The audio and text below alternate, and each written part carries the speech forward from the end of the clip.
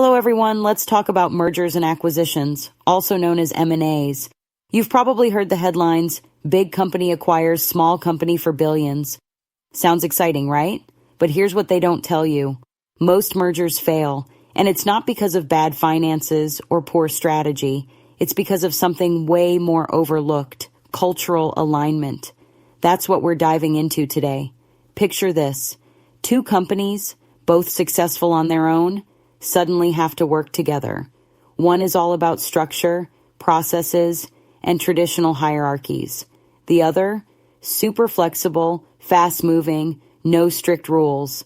What happens when they merge? Yep, culture clash. And that's where things fall apart. Employees get frustrated, leaders struggle to align, and before you know it, that billion-dollar deal turns into a disaster. And when these differences aren't addressed, you don't just lose productivity, you lose people. Talented employees start leaving because they don't feel like they belong anymore. Okay, so we know cultural alignment is crucial, but how do you actually make it work? Here's what needs to happen before, during, and after an M&A.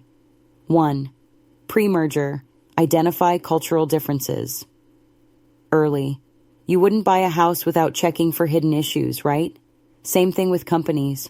Before signing the deal, leaders need to assess cultural differences and figure out potential conflicts. 2. During the transition, communicate and involve employees.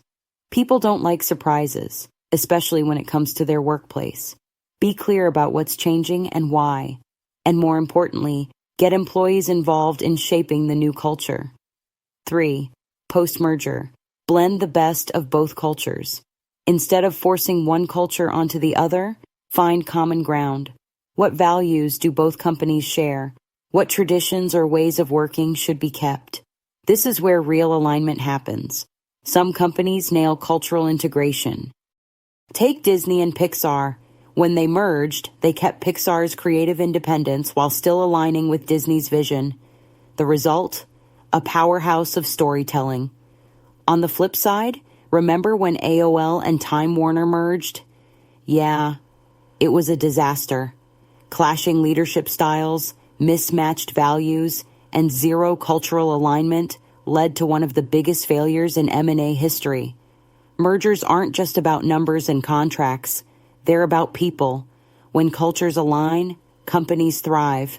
When they don't, well, we've seen how that ends. So, what do you think? Have you ever been through a merger? Was it smooth or a total mess? Drop a comment below. I'd love to hear your experience. And if you found this video helpful, don't forget to like, subscribe, and hit that notification bell for more insights on business, leadership, and company culture.